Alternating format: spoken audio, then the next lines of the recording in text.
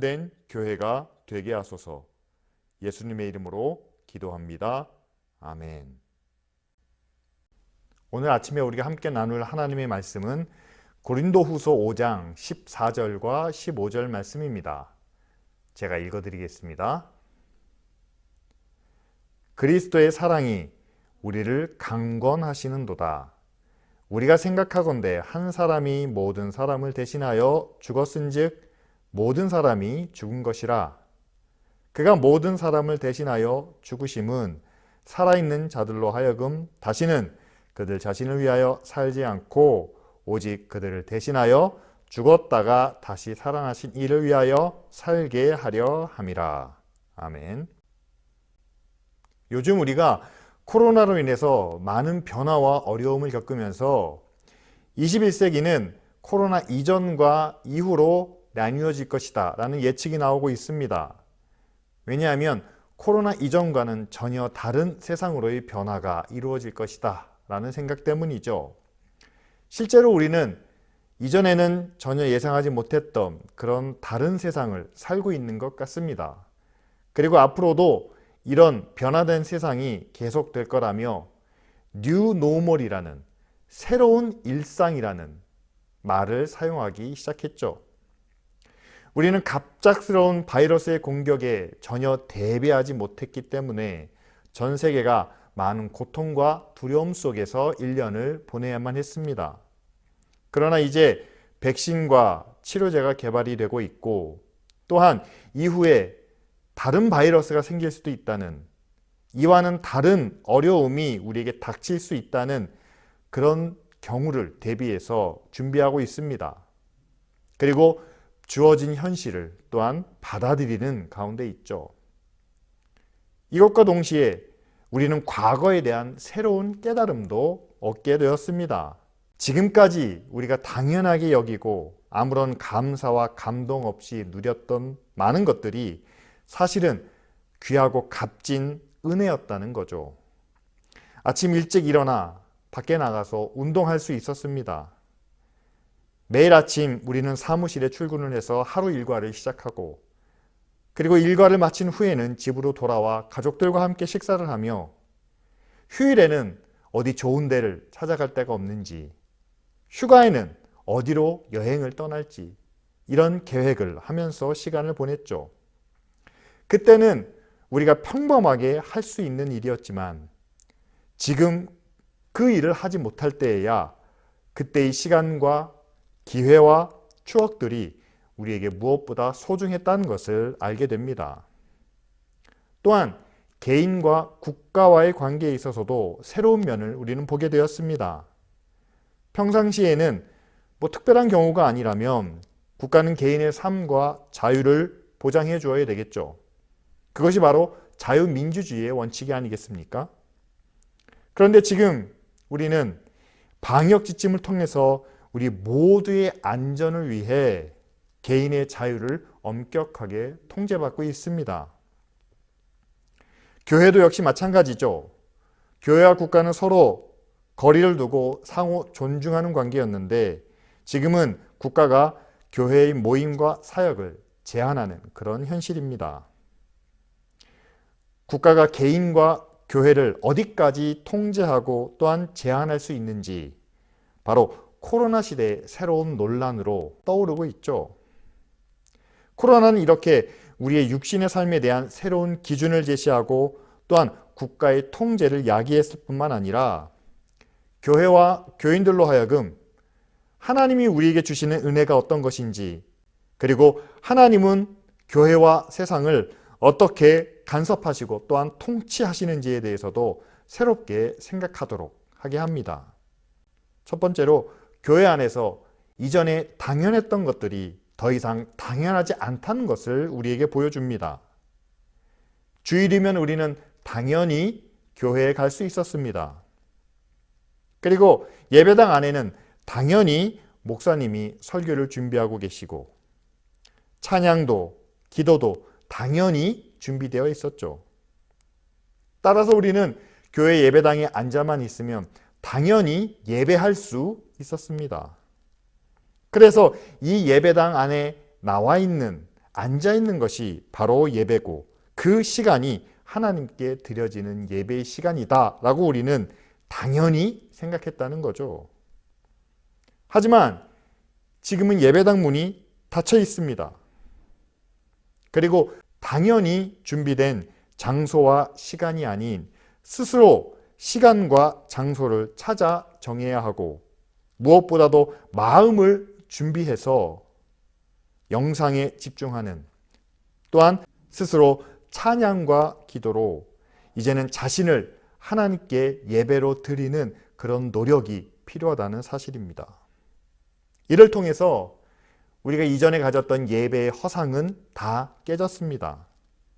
과거에 우리가 성당에서 볼 수 있었던 거룩한 분위기나 예식은 이곳에 없습니다. 그리고 가만히 앉아만 있어도 자연스럽게 빠져드는 예배가 아니라 스스로 집중해야만 말씀과 기도를 통해 하나님을 예배할 수 있게 되었죠. 그래서 과거에 예배당 안에 앉아 있는 것은 예배가 아니고 이제는 내가 하나님께 드려져야 하는 것이 참된 예배인 것을 우리는 알게 되었습니다.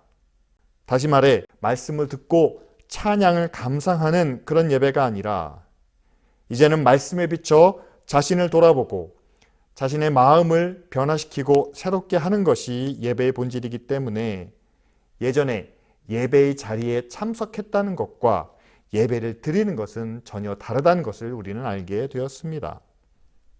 저는 이게 코로나가 교회에게 가져다준 가장 큰 선물 중 하나라고 생각합니다.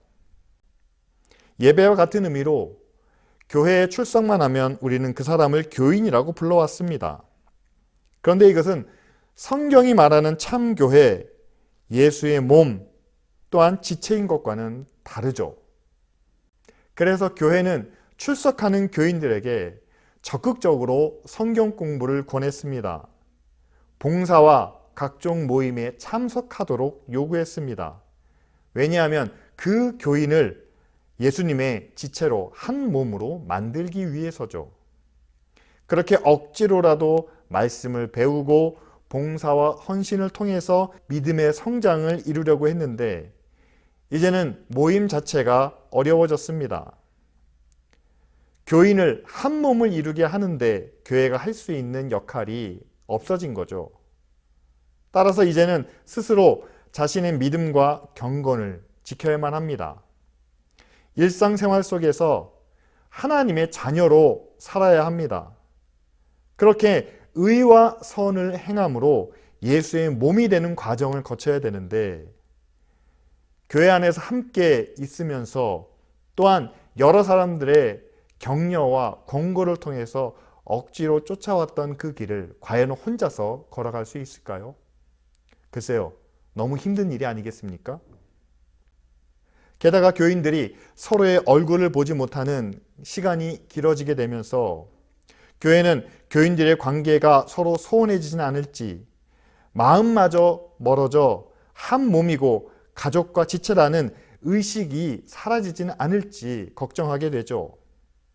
그런데 만일 한 가정이 어려움에 처해 도움을 요청해야 하는 상황 가운데 있을 때, 그런데 그 가정이 함께 기도하고 의지할 곳을 교회 안에서 찾지 못한다면 과연 그 교회가 예수 그리스도의 몸이라고 할 수 있을까요? 모이지 못하고 만날 수 없는 상황 속에서 교회는 진정한 예배와 교회의 본질이 무엇인지를 깨닫게 되었습니다.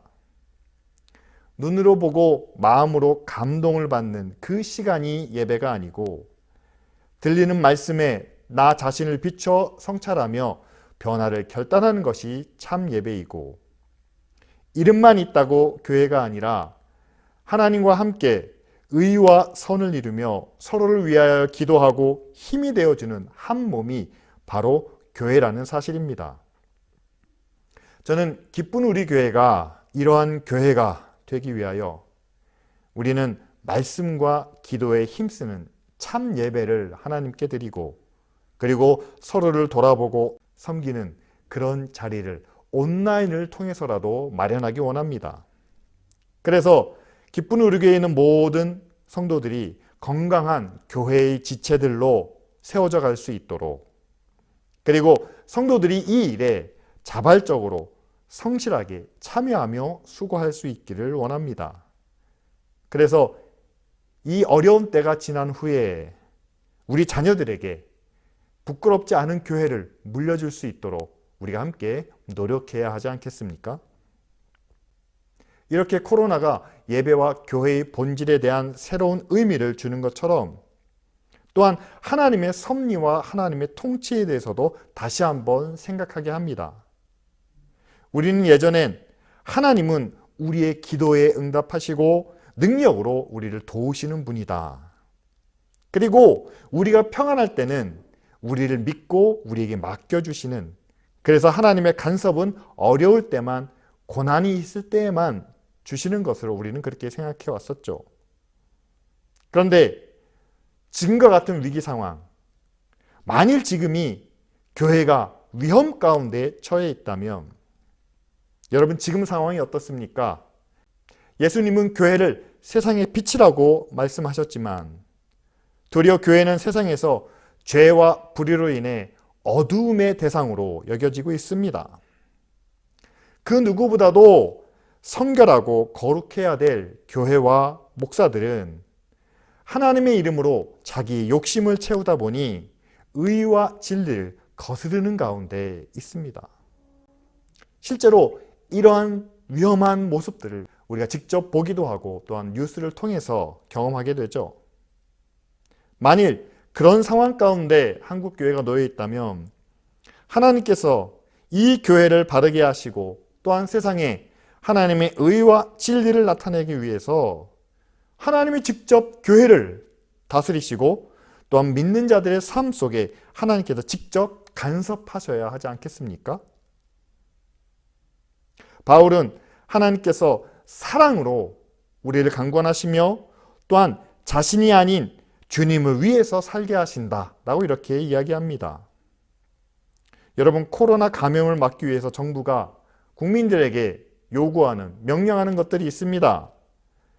마스크 착용은 오래전부터 의무사항이 되어 왔죠. 지금은 5인 이상의 모임도 금합니다. 교회는 대면 예배를 금하고 있습니다. 모두를 위해서, 아주 작은 감염의 위험성마저도 배제하기 위해서 이와 같은 명령을 내리죠. 하나님의 명령도 우리가 이렇게 생각할 수 있습니다. 모세율법에 그리고 예수님의 계명에 하라, 하지 말라는 그런 명령들이 있습니다. 그런데 이 명령은 과연 누구를 위한 명령일까요? 바울이 우리에게 너희 자신을 위해서 살지 말고 하나님을 위해서 살라라는 이 명령도 과연 하나님을 위한 명령일까요? 아니면 이 명령을 지키는 교회와 교인들을 위한 명령일까요? 바울은 모든 사람을 대신해서 십자가에서 죽으신 예수 그리스도를 자신을 위해서 살지 않고 하나님을 위해서 사셨던 그 신뢰로 우리에게 전해주고 있습니다. 그렇게 하나님을 위해서 사신 예수 그리스도가 어떻게 되셨는지 바울은 빌립보서 2장에서 이렇게 설명을 하죠. 십자가에서 죽으신 예수 그리스도는 부활하신 후에 하늘 지극히 높은 곳으로 오르셨습니다. 그리고 하나님은 세상의 모든 권세를 그 앞에 무릎 꿇게 하셨죠. 그리고 그 이름이 모든 사람들에게 영광을 받도록 하셨습니다. 이렇게 세상에서 하나님을 위해서 사셨던 주님이 이제는 만유의 주가 되시고 그들을 통치하는 자리에 계신 것처럼 우리도 만일 우리 자신이 아닌 주를 위해서 살면 그리스도 안에서 새로운 피조물이 되고 또한 새로운 인생과 영원한 생명을 얻는 복을 누리지 않겠습니까? 그래서 오늘 말씀에 너 자신이 아닌 주를 위해 살라, 하나님을 위해 살라는 이 말씀은 진짜 나 자신을 버리고 오직 하나님만을 위해서 살라라는 의미가 아니라 하나님을 위해 살 때 그것이 우리 자신을 위한 삶이라는 것을 말씀해주고 있습니다. 하나님은 자족하신 분입니다. 부족함이 없다는 이야기죠. 따라서 하나님 자신을 위해 굳이 우리의 희생이나 우리의 수고나 또한 우리의 도움이 필요한 분이 아니십니다. 그럼에도 불구하고 바울에게는 희생과 고난을 주시고 또한 고린도 교회 성도들에게 너 자신이 아닌 하나님을 위해서 살라라고 강권하시는 이유는 바로 그것이 우리의 구원을 이루는 길이고 또한 하나님이 주신 영생을 지킬 수 있는 길이기 때문이죠. 우리는 믿음으로 말미암아 하나님이 주시는 구원을 또한 영생을 선물로 받았습니다. 그런데 우리는 이 죄 많은 세상에서 또한 불의한 세상에서 그 죄와 불의로부터 떠난 하나님의 자녀로서 사는 그런 믿음의 결단이 필요합니다. 그런데 우리가 하나님을 위해서 살려는 그런 결단이 없이 어떻게 죄와 불의로부터 자유로울 수가 있겠습니까? 그렇죠. 하나님이 주신 것을, 하나님이 주신 은혜를 지키기 위해서는 하나님을 위해서 사는 것만이 가장 최상의 방법이고 길이기 때문에 우리에게 그 길을 명령하고 계시는 겁니다. 그리고 하나님을 위해서 산다는 것에 또 하나의 오해가 있습니다. 나도 내 나름대로의 목표와 꿈과 계획이 있는데 내가 하나님을 위해서 살기 위해서 이 모든 것을 포기하고 그저 끌려다니는 노예처럼 시키는 대로 살아야만 합니까? 의외로 이렇게 생각하시는 분들이 많습니다. 그런데 그것은 천지를 창조하시고 특별히 우리 인간에게 하나님의 형상을 주셔서 자유의지를 허락하신 그리고 지금도 그 세상을 다스리시는 하나님을 무시한 생각이라는 거죠. 이것은 마치 하나님을 우리와 똑같은 우리와 동급으로 여기는 그런 무례한 생각이 아닌가 여겨집니다. 왜냐하면 하나님은 우리와 같은 급이 아니시죠. 다시 말해 하나님의 생각은 우리의 생각보다 훨씬 더 높고 크십니다. 따라서 우리가 아무리 큰 꿈과 목표를 가졌다 하더라도 하나님의 뜻과 하나님의 계획은 그 모든 것을 다 포용하실 수 있습니다. 다시 말하면 우리가 가진 그 꿈과 목표를 우리가 이루어가면서 하나님을 위해서 살 수 있다는 사실이죠.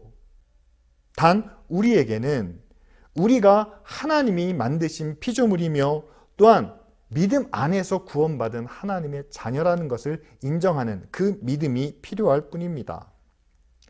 하나님께서 우리를 만드셨기 때문에 내 모든 삶 가운데 하나님이 나와 함께 하시죠. 그리고 하나님은 선하시고 의로우신 우리의 아버지가 되시기 때문에 하나님은 자녀된 우리의 꿈과 목표를 지지해 주시고 또한 응원해 주시는 그런 분입니다. 따라서 우리의 꿈이나 우리의 목표 가운데 하나님이 늘 함께 하시고 또한 그 중심에는 하나님이 함께 하신다는 것을 우리가 인정해야만 한다는 거죠. 예를 들어 우리 중에 누가 성공한 사업가가 되길 원하고 유명한 운동선수나 연예인이 꿈이라면 여러분 하나님을 위해서 그 꿈을 버리거나 아니면 그 꿈을 제한해서야 되겠습니까? 연예인이 뭐냐? 목사가 되라, 선교사가 되라 라는 것이 하나님을 위한 일이겠습니까? 아니죠. 오히려 우리의 꿈과 우리의 계획 가운데 하나님이 함께 하시기 때문에 오히려 그 꿈을 더 크게 갖고 또한 그 꿈을 이루기 위해서 더 열심히 노력하고 건강하게 살아가라 라고 이렇게 격려해 주시지 않겠습니까? 그리고 이제는 나 혼자 그 꿈을 이루는 것이 아니라 하나님께서 은혜와 능력으로 함께 하시기 때문에 그 꿈을 이룰 가능성이 더 커지겠죠. 근데 여기서 우리가 갖고 있는 꿈은 우리를 만드신 하나님 안에 있다는 것을 기억해야만 합니다. 연예인이 되는 것도 운동선수가 되는 것도 성공하는 것도 다 하나님과 함께 할 수 있는 꿈이지만 그 꿈을 얻기 위해서 만일 우리가 잘못된 길로 불의한 일이나 불법을 행한다면 때로는 이기적인 방법으로 나만을 위해서 성공을 거두길 원한다면 그것은 바로 하나님의 뜻과 하나님의 섭리에서 벗어난 것이 되겠죠. 따라서 하나님은 우리가 성공하기를, 또한 유명한 사람이 되기를 원하시고 지지해 주시지만, 그 목표를 이루기 위해서 우리가 잘못된 길로 빠져드는 것은 허용하지 않으시고, 또한 그 길은 막으신다는 사실입니다.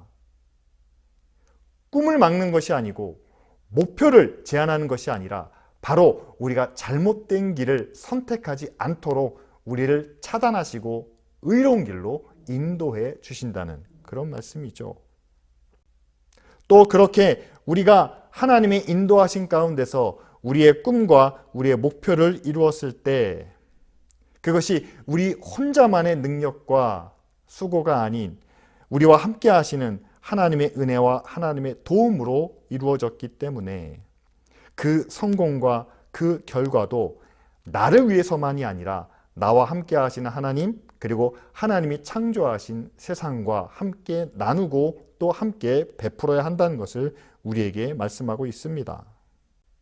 결과적으로 하나님을 위해서 산다는 것은 내가 가진 목표와 꿈을 포기하는 것이 아니라 나의 목표를, 나의 꿈을 더 크고 넓게 품어서 이제는 나만을 위해서가 아니라 우리 모두를 위해서, 그리고 하나님이 창조하신 이 세상 가운데 하나님의 뜻과 하나님의 의를 이루기 위해서 거룩하고 건강하게 그 꿈과 목표를 이루어가라는 그런 말씀입니다. 그런 마음과 뜻을 가지고 있다면 하나님께서 능하신 손으로 우리를 지키시고, 또한 하나님의 큰 능력으로 우리를 도와주시겠다 약속하고 계시죠. 제가 오늘 설교를 준비하며 지금까지 여러분들에게 전한 말씀들을 돌이켜보니까 저는 여러분들의 꿈과 목표를 적극적으로 지지하며 격려하기보다는 세상적인 성공보다는 거룩한 삶을, 그리고 경건한 가난을 선택하라 라고 전했던 것 같습니다. 아무래도 세상에서 성공하고 높아질수록 시험과 유혹이 많고 또 그만큼 우리의 욕심도 커지기 때문이죠.